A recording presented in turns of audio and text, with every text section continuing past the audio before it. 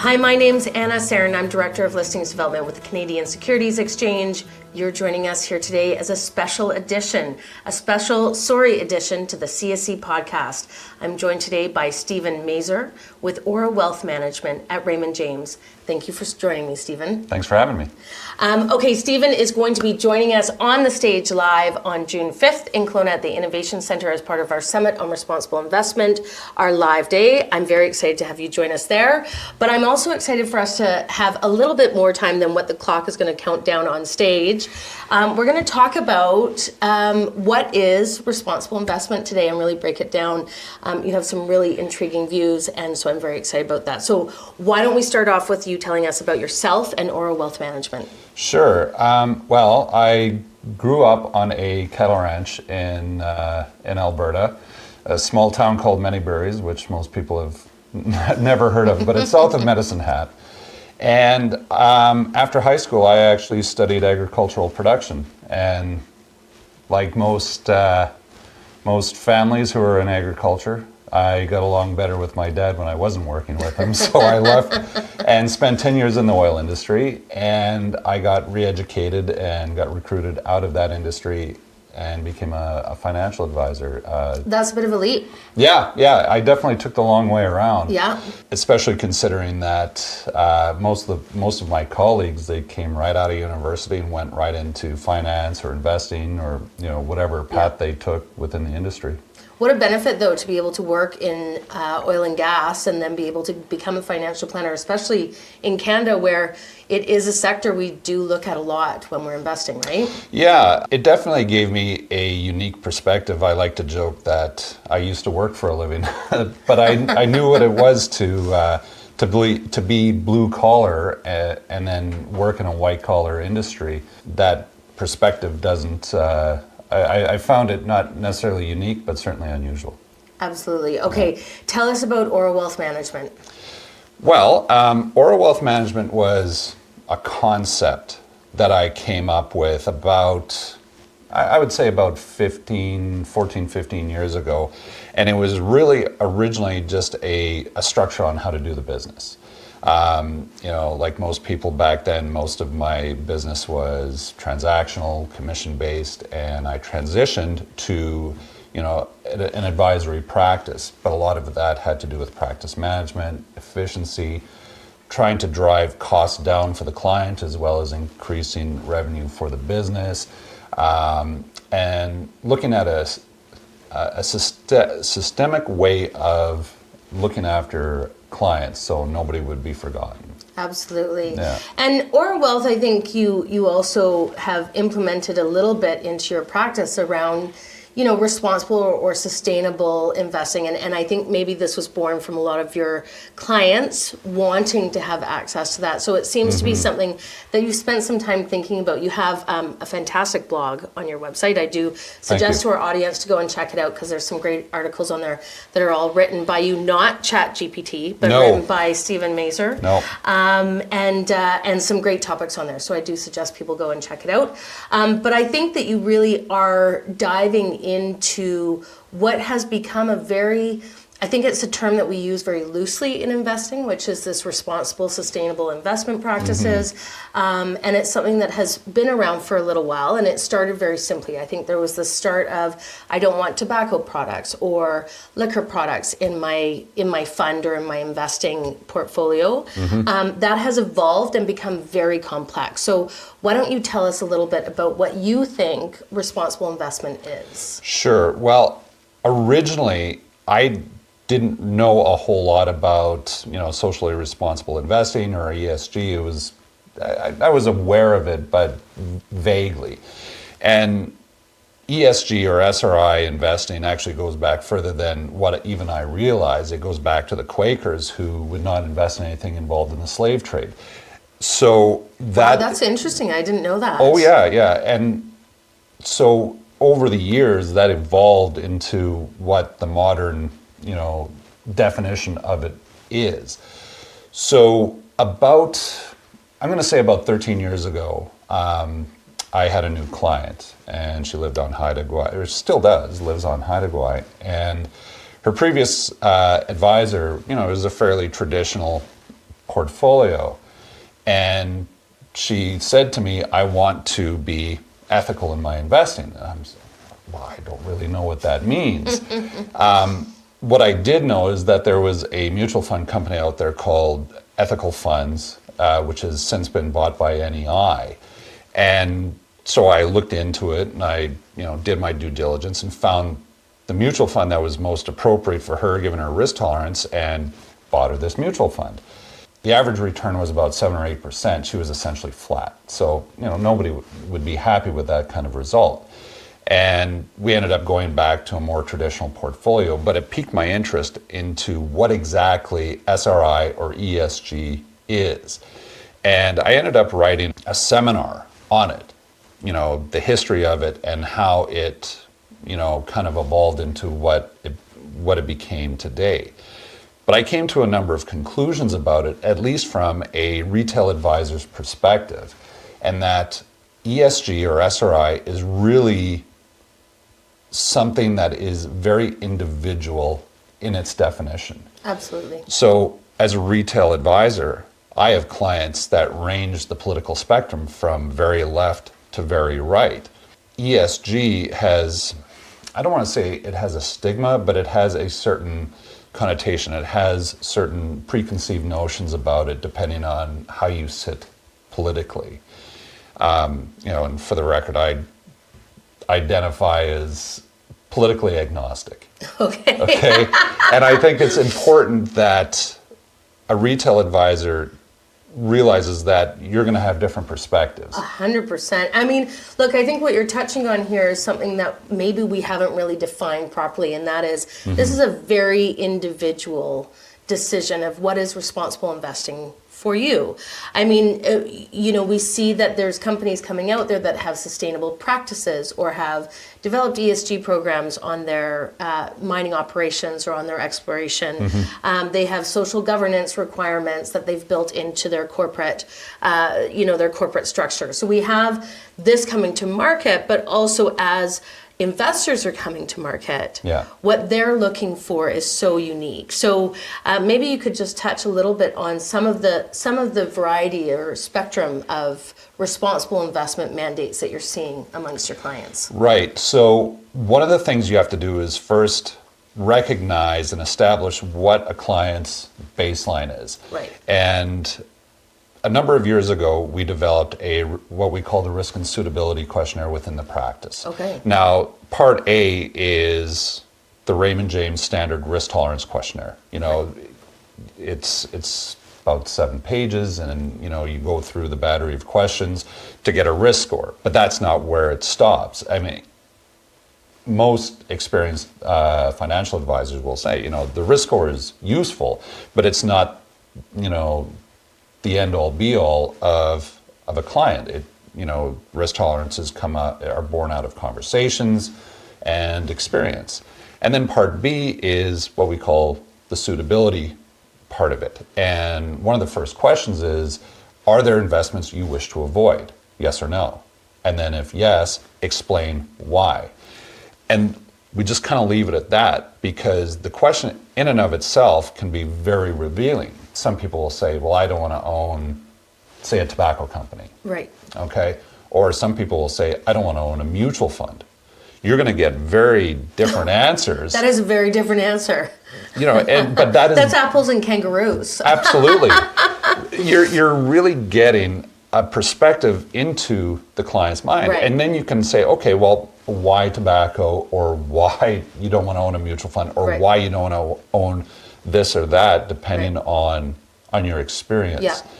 And a number of the questions come out of the CIM program. Right. So it forces the client to actually, instead of just picking A, B, C, or D on a multiple choice questionnaire, to actually put pen to paper and think about what you're answering, or why you're answering a question in the way you are.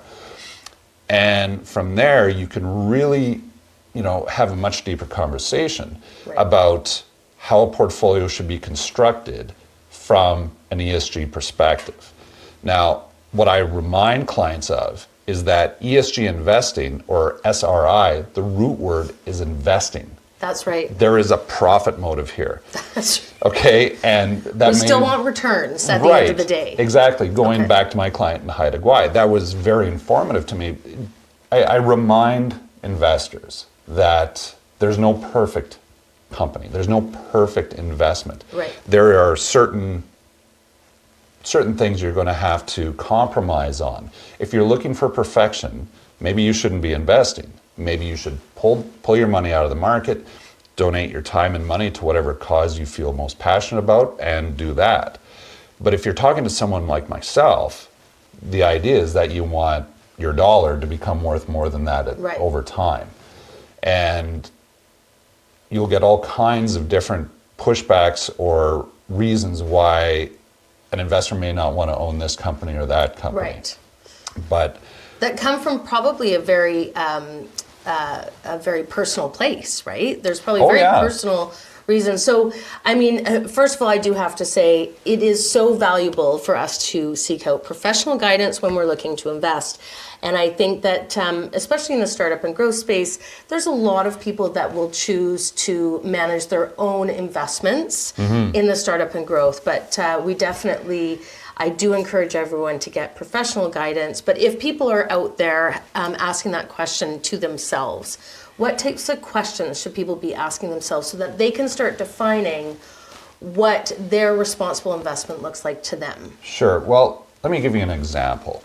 I had a conversation with a client a few weeks ago about Walmart. And, you know, the U.S. administration right now is pushing back on DEI hiring policies on a number of different firms. Walmart's getting pressure from the U.S. government, as is Apple, as is a number of different companies. And Walmart changed their DEI hiring policy. Ripping it up might be a bit extreme, but basically they're ignoring a revamp, yes. And she was adamant that she wanted to get rid of Walmart within the portfolio. And I said, okay, well, tell me more about this, because you want to get rid of an investment that essentially returned you 50% last year. Right.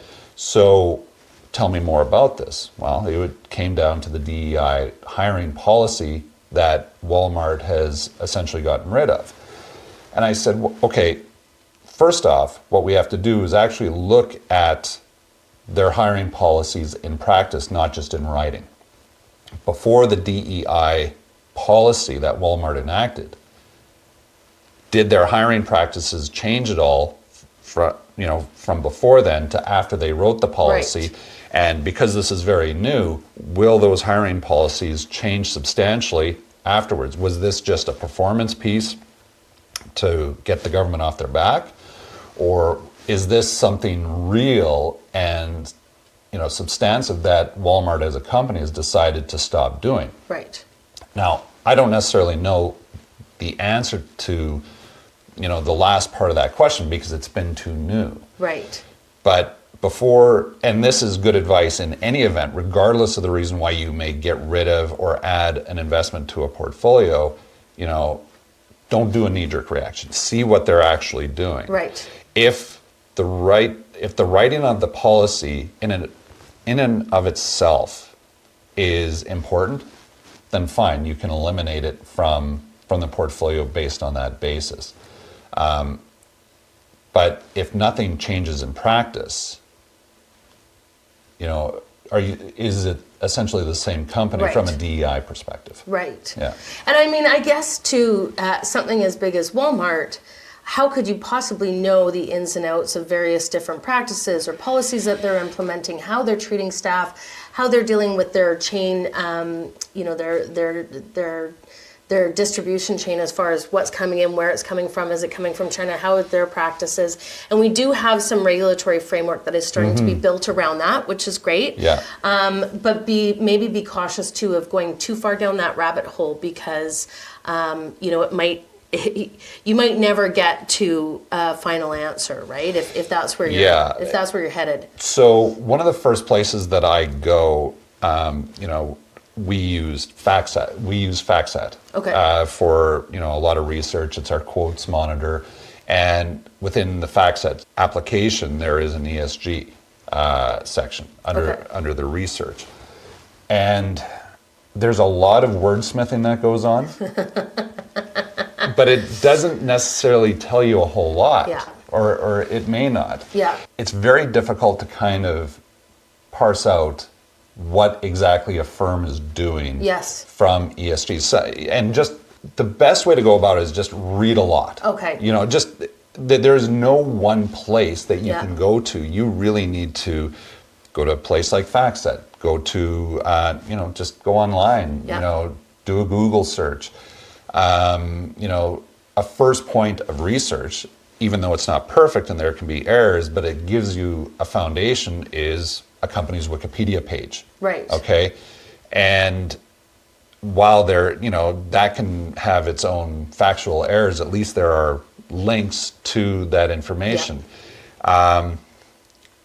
Read their quarterly financial statements. Yeah, absolutely. You know? I mean, I think the one thing that's interesting, and this could be at least a good start, is that when somebody says they have a developed ESG program, take the next step and go, well, what is it? Well, that's a really good point, because ESG, depending on how you define it, you can either be inclusive or exclusive. Right. Meaning I will own it and try and enact some sort of change within the firm. Right. Or I just won't own it because I don't agree with them at all. Right. And inclusive ESG practices is basically only affordable to institutional money. Right. I mean, as a practice, my team and I, we manage hundreds of millions of dollars, but that's just a drop in the bucket. Yeah. There is no way, even if I could get all my clients to only buy one stock and we take all that money and try and buy our way onto a corporate board, well, you'd never get on it. That's right. Right? So at the retail level, you have to be exclusionary or exclusive. You can't be inclusive. Right. Okay, based on that definition. So if there's a company that just does not fit to your idea of morals, or whatever your politics may or may not be, you just have to say, no, it's a bridge too far. The obvious stuff we mentioned, tobacco, arms manufacturing. Right. Some people would say oil and gas or mining, but it gets very gray very quickly. Right. So maybe try and have a more high level approach. Mm-hmm. You mentioned politics, and you have a very interesting view on this. And I think another thing that maybe we don't really think about enough as investors, but you talk about, in one of the articles on your blog, you talk about be wary of politicizing your investment choices. Yeah. So tell us what that means. Well, it used to be that you just didn't politicize anything in investing. It wasn't good practice. Yeah. But it's almost impossible to separate politics from anything these days. Yeah. It's just, it permeates everything. Another example, I had a conversation with a client, and they didn't want to own Walt Disney Corporation. Right. And I'm like, okay, why? Well, they've gone woke.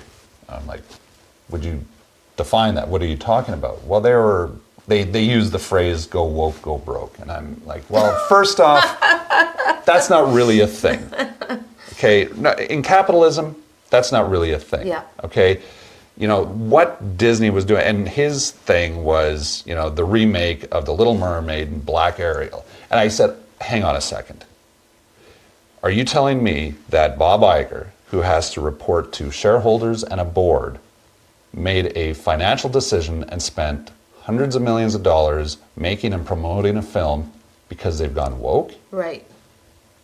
Obviously, that's not how a company like that works. Yeah. They did focus groups, they did studies, and decided that this was going to make money. Yeah. Now, as we all know, in entertainment, you can lose money very easily. That's right. There's a million things that can go wrong. And it didn't make the money that they were hoping to. But someone with his perspective, it was just like, well, they tried to do something that I didn't agree with politically, and therefore it's a bad investment, and I shouldn't own it. And I said, well, you're looking at one small piece the Yes. larger pitch of a company with a much larger scale. Right. Didn't matter. Didn't want to own it. It seems like a very slippery slope to bring woke into your investment decisions. I mean, we spend a lot Yeah. of time dealing with technical data, with historical data, forecasting, analysts, and financial reporting disclosure. So to bring woke into the mix seems like a very slippery slope. It's silly. Yeah. It really is. What you have to do, so when I look at an investment, the first thing I do is start from a very basic foundation. Is the company providing something that people want or need? Right. Okay, base level. How do they do that? Is it profitable? And then you can start, funneling through the other pieces of that investment of whether or not you want to own it. But the first criteria for any investment is could it make me money? Right. That's it. All other considerations are secondary. Right. Those secondary considerations can be, stack ranked. Right. Depending on who you are and what you're trying to accomplish, whether it's risk tolerance or ESG considerations or anything like that. But the first thing you have to consider is it profitable? Right. Okay. And then, as I say, funnel your way through Right. the other considerations. Here's my options that could make me potential gains. Yeah. And then from there, I get to pick from here what might fit into my vision of what is my mandates, my personal Right. mandates of how to invest. I've used Apple as a bit of a case study Okay. for this sort of thing. Generally speaking, Apple is a very well-run company. They do their best to have all their operations, their energy their energy needs are renewable. Yeah. They're not. They're pushing back on people asking them to scrap their DEI policies. They don't want to do that. Right. But they also use subcontractors like Foxconn out of Yeah. China, and the treatment of Foxconn's employees hasn't been great historically. To give credit where it's due, Apple has been working with Foxconn to try and improve worker conditions in China. But you have to ask yourself, is their environmental and DEI hiring policies outweigh their subcontractor choice? And maybe Apple doesn't have a choice in subcontractors. Right. That's a bit simplistic. Clearly they do have a choice because they're diversifying their supply chain out of China into India. But Well, you have to ask, aren't they coming into the U.S. as well? They have some big plans to be able to move their operations into the U.S., which will dramatically shift things. They are reshoring some of their production. Okay. And if memory serves, it's an investment of about $500 billion. Now, That's right. now is that right? Yeah, in Texas, that's exactly right. Yeah, but But you wonder what that'll do to the investment and to the margin on the investment when they have to invest that kind of money to bring it back in. Well, what we have to ask is what kind of production are they really onshoring back to the U.S.? Right. Good point. It is very sophisticated production that if you were to onshore the entire production of the iPhone back into the U.S., so right now an iPhone in the United States on average costs about $1,200. Right. With tariffs, it pushes the price, assuming tariffs stays static, Right. which they won't. They won't. But you're pushing the price of that iPhone up to about $2,500 Right. approximately. Yeah. If you were to onshore the entire production of the iPhone to the U.S., you're looking at a handset worth about $3,500, depending on how you do the math. Yeah. It's not practical. That's Nobody is going to be spending, or the vast majority of people will not spend $3,500 on an iPhone. Yeah. Right? So, yes, they're onshoring certain things, but not everything. Right. And the vast majority of their production is still going to be offshore. Yeah. It is just not practical. Right, Yeah. absolutely. If somebody wanted to implement this into their portfolio, Mm-hmm. and maybe it's not something where everything needs to have some sustainability approach, is there certain sectors that investors should look towards where they can appease having this as part of their investment strategy? I think the best thing to do when you're looking at this sort of investment philosophy is look at individual names and base your decision on the individual names as opposed to broad sectors. You're going to find good and bad players from that perspective in every industry. Right. Right? So if you're looking at say a junior mining company, Right. you know, how they go about reclamation of the land versus do they just leave a raw open pit somewhere in a country that doesn't have strong environmental standards, say compared to Canada. Right. You know, you also have to realize as an investor there is going to be a cost associated with that. The rate of return may be less because they are doing, you know, expensive environmental reclamation. Yeah. And, you know, if you're fine with that, the sustainability of an investment is extraordinarily important. If you look at, you know, take insurance companies, you know, it is more expensive to insure property, if you can insure it at all, along coastlines. You know, look at the Florida coastline. You know, in some places you can't get home insurance.